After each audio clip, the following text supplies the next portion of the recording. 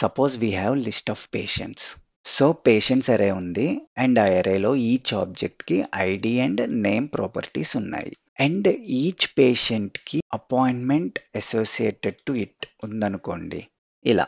So ఈ appointment వచ్చేసి patient with ID 3 and ఈ టైం స్లాట్లో బుక్ చేసుకున్నాడు.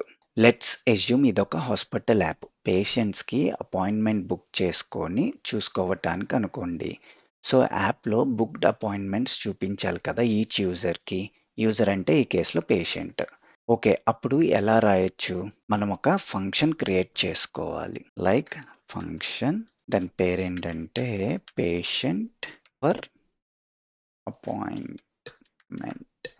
అండ్ ఈ ఫంక్షన్ పర్పస్ ఏంటంటే it takes our big list of patient records and single appointment. Given the appointment with patient ID, it should find the patient with matching ID. అంతే కదా. Common relation ఏంటి? Patient ID of appointment with ID in patients records. So ఇప్పుడు ఈ function patients and appointment తీసుకుంటుందని అనుకుందాం కదా. Return ఏం చేయాలి? పేషెంట్స్ డాట్ ఫైండ్ అండ్ మన ఇటరేటర్ ఫంక్షన్ వచ్చింది కదా. అండ్ ఈచ్ ఎలిమెంట్ పైన రన్ అవుతుంది కదా. So each element for naming convention patient records loop through అవుతున్నాం కాబట్టి పేషెంట్ అని పిలుచుకోవచ్చు, రైట్? అండ్ మన కండిషన్ ఏమవుతుంది? Return patient dot ID triple equals to and మన అపాయింట్మెంట్లోకి ఈ రికార్డ్ వస్తుంది కదా. So appointment dot matching properties ఏంటి ఇక్కడ?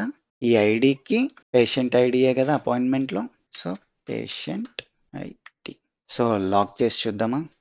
ఏం చేయాలి? మనం ఈ ఫంక్షన్ని కాల్ చేయాలి, right? Patient for appointment and ఏం పాస్ చేయాలి ఆర్గ్యుమెంట్స్ లాగా?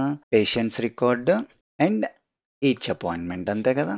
రైట్, వచ్చింది కదా చార్లీ.